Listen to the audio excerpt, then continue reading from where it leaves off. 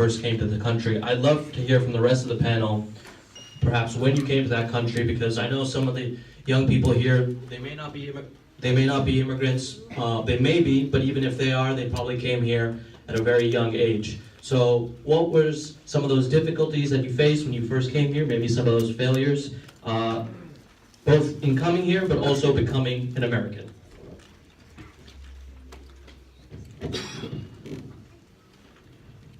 Failure got me here, as I told you. One suitcase, a mother, and a brother. Brother was already here trying to help us out. And if success is going to be defined as amassing material things, well, alhamdulillah, from that one suitcase, I got an old beat-up car now, got a small house, and a little bit of a bank balance. But along the way, failure continued to be a part of my life, and it still is. Every day I face failures, not necessarily my own, but my clients. And it is important to realize that when you face these failures, the point is how you find the way back on the beam. That is important. Here are some of the failures and the problems that I faced. I came here with a certain accent. I don't know what my accent has become over the years, but certainly I came with a different language, with a different skill, and of course, I came here to make a name for myself. Went to law school and started doing things in a different way. I was the rebellious guy in my class, so always they called me the Rebel King. And I'll tell you one thing, when you go to school in this part of the world, it's probably the most exciting time of your life because there's nothing to fail there other than, of course, not do well in the exam, but that's part of life. So, one of the things that you will face as college life, and some of you have already experienced this, you'll face a little bit of discrimination. Don't worry about it. It's not a part of something that we worry about. You'll certainly face it. You'll face difficulties as you go older. But the thing is, try and keep your faith in what you are, the confidence in what you have already.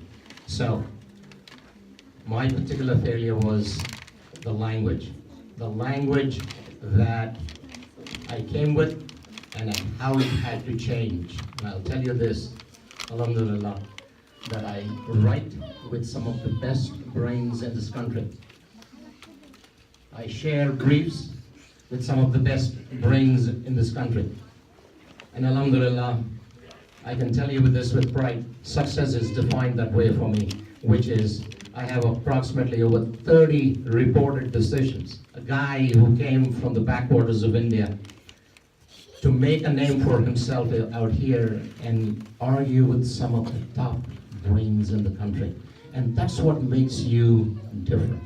And I'll tell you as we go along as to how that journey transforms and how the faith itself overtakes the subject matter and how clarity begins to descend.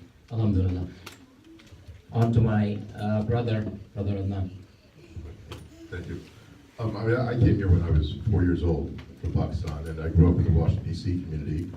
And alhamdulillah, I was very blessed. It was a very strong, the masjid for us was always a safe place, and through my family and through the community, I always had a very deep sense of Islam, which I somewhat lost when I went to college and came back to when I went to my professional life.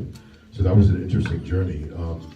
But one thing I was always taught was all the stories of the Prophet Islam, the companion, and all the failures that they went through initially. And so I was always taught, was bred in me, to be very resilient. And I think it's just the way entrepreneurs are wired.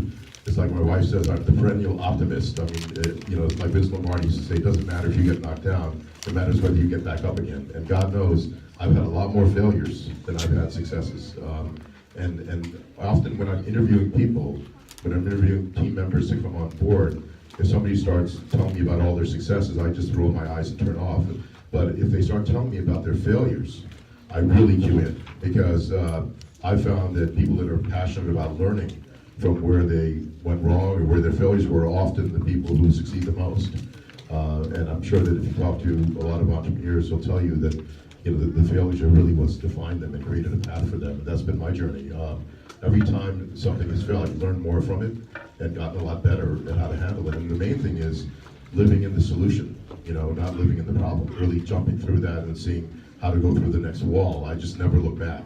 And I think that's part of my faith also, knowing that if I'm doing the right things, my niyat is right, and I'm looking at the right opportunities that are halal and really question myself. Because, unlike Christianity, where the test is between, evil and good, for us, it's different, right? It's the shaitan, it whispers.